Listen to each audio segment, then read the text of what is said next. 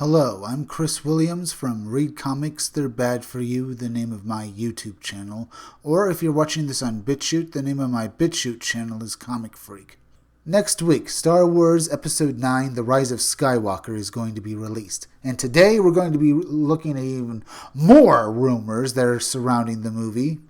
But these ones have basically largely been confirmed, and we'll learn all about that later on in the video when I show you the evidence that does confirm this. But first, let's take a look at the cringiest rumors. I'm not going to go through the entire list, but we're just going to look at the worst of them, at least in my opinion.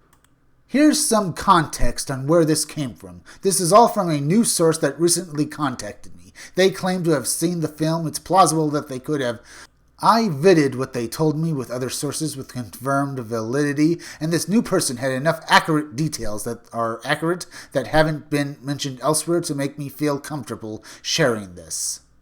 By the way, this comes from a Reddit thread, Star Wars Leaks. It goes on to say that this person saw the film once, so don't expect a perfect retelling.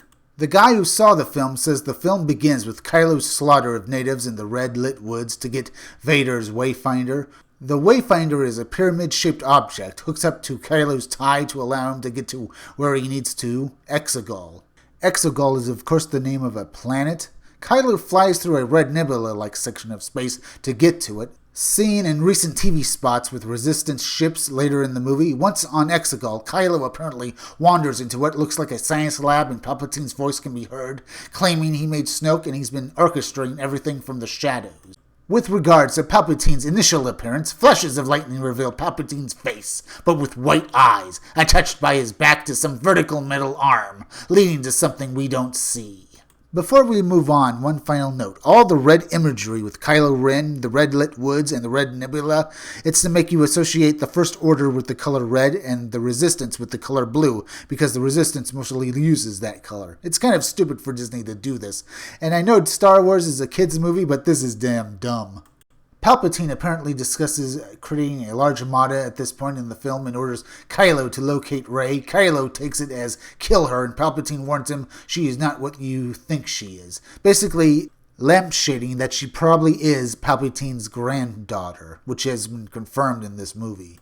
In another rumor, during Rey's training on the jungle base, this person does not recall any training to communicate with past Jedi, just that Rey gets very frustrated and a bit too careless with her lightsaber, causing trees to fall and one to damage BB-8, and I don't really care, and I'm glad that little droid is damaged.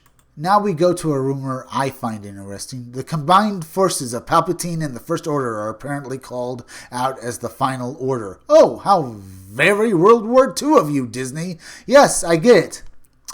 The Empire and the First Order are based on Nazi ideology, so you're basically, putting a big neon sign saying, yes, they're Nazis in space. Big hairy deal.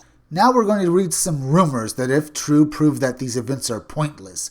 During Kylo and Rey's force bond on Pesina, as soon as she steps out of it, Rey draws the attention of some stormtroopers, who immediately recognize them but are swiftly handled by locals, while the hero team is whisked away by who would eventually be revealed as Lando. During the Pesina speeder chase, when the last trooper is dispatched, he hits the speeder the heroes are on, flinging everyone into quicksand. During this, Finn shouts to Rey, thinking they're going to die, that he has something to tell her, but they all get sucked down too quickly. Later on, down in the tunnels, Poe asks what Finn was going to say to Rey in front of everyone, but Finn brushes it off, saying they can talk about it later. Poe apparently accuses Finn, saying something like when I'm not around, just you and Rey, but my source says that they don't recall them ever picking that thread back up, which means that entire thing was completely pointless. Why did Mr. Abrams include a scene between Finn and Rey if he wasn't going to do anything with it? Because he's an idiot. This source claims that Rey actually interacts with a dark vision of herself on the Death Star. After touching the Wayfinder, Dark Rey uses her folding lightsaber to trap real Rey's own blade, easily gaining the upper hand and driving home the point of how much more powerful she could be if she submitted to the darkness. After this, she snaps back to reality. This person says that Leia's final word before she dies is Ben, which catches Kylo's attention and is what distracts him long enough for Rey to stab him through the abdomen and subsequently heal him. After Kylo is stabbed, Hun shows up out of nowhere, not a Force ghost. It's as if he's standing there alive again. He gives Kylo some words of encouragement, and then their conversation very closely mirrors Han's death scene in TFA, including the "I know what I have to do, but I don't know if I have the strength to do it" line. He even holds the lightsaber in the same spot, but he turns and throws it into the watery wreckage of the Death Star. More cringe coming up, with when Luke catches the lightsaber that Rey throws into the wrecked TIE she used to get to Arc 2, Luke apparently says something about how something like this shouldn't just be discarded. After what happened in The Last Jedi, this is just an insult even more to Luke's memory. A rumor is confirmed that both Luke and Leia know Rey is a Palpatine, yet chose to train her anyway. Here's the rumor you've all been waiting for, one of the most cringy in the entire list. Note, here's what I think people are going to end up discussing most about this post. Apparently, Palpatine does in fact throw Ben into the ravine, claiming he is the last in the Skywalker line. Rey hears voices such as Yoda, Luke, Leia, Mace, Windu, and others who give her the strength to stand up. Palpatine tries to lightning her, but she blocks it with one of the sabers, but it seemingly stalemates them. She then finds the strength to pull the other saber to her, making an X formation. This allows her to deflect the lightning back towards him. Palpatine apparently disintegrates and explodes, causing the arena to crumble. This is where the new information comes into the picture, but is also killing Rey. Ben apparently climbs out of the pit, finding a dead Rey, and decides to give his life for her. He uses the healing trick to save Rey, but drain his life force in the process. Then there's a weird fanfic moment where they both kiss. Kylo dies, and this is probably the worst thing I've seen in Star Wars yet. The ending described is basically Rey goes to Tatooine to bury Luke and Leia's lightsabers. She meets a woman who asks her name. She sees Luke and Leia's Force ghosts, and they nod at her, and she replies, Rey Skywalker. And this is just dumb, and I hate it. Here's some more information on Palpatine. Is there an explanation of how Palpatine survived Return of the Jedi? It is pretty ambiguous. He's not really alive. It's pretty horrific in that he's basically a corpse puppet on some sort of rigging. But he's able to speak through the body via his spirit. He's also all the souls of the past Sith in the body. Eventually, he manages to restore life to the body, though I can't recall if they directly mention how the body was still intact, but it was sort of a horror mad scientist lab. So it might not be his original.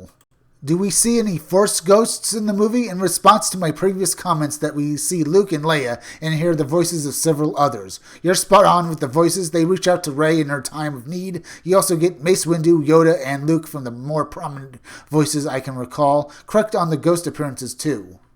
Does Kylo Ben really die in the movie? The pit doesn't kill him, but that does happen. Goes on to explain what I wrote above, pretty much verbatim. What about Matt Smith? I googled Matt Smith. I don't remember seeing him. And this is how this god-awful movie ends, with Ben, Kylo, kissing Rey and waking her like Sleeping Beauty and him dying for her. Oh, how the Kylo fans must be overjoyed. But at least the guy dies and the freaking movie ends, and Rey sadly survives.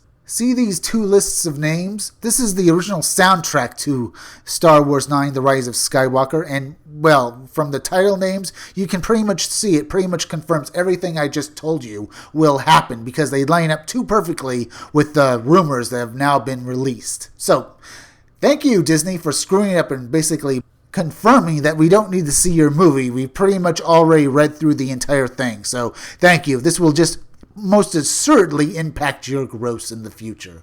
And yes, these are all still rumors, but this soundtrack list pretty much, well, confirms what's going to happen in Star Wars Episode 9, The Rise of Skywalker. It's going to be a total shit fest. Here's yet another poster on Star Wars Episode 9, The Rise of Skywalker. It's still a bad poster and doesn't compare up to the classic ones we've seen in the original trilogy, but at least it's much better than the ones we got recently. But it's still, I don't know, lackluster and has absolutely no heart, but at least it's better. Now, if you like this video, subscribe. Make sure you're still subscribed because YouTube at this moment is doing another subscriber purge as well as an ad revenue purge, so make sure you are still subscribed. If you're watching my videos and you have not subscribed, please subscribe to my YouTube channel, Read Comics. They're bad for you. Then go over to BitChute and subscribe to my BitChute channel, Comic Freak. Hit that bell for notifications, hit that like button, and leave some comments down below. And if you could you please share this video? Share it on Twitter, share it on Facebook, share it anywhere you think it would do the most good, because YouTube is not going around promoting my own YouTube videos anymore, or anyone's, and it would really help me if you could please share this video. Now, check back in all my future videos for more information on my own upcoming independent comic book, Scumdogs. I'm Chris Williams, and I'll be back again tomorrow with another video or review.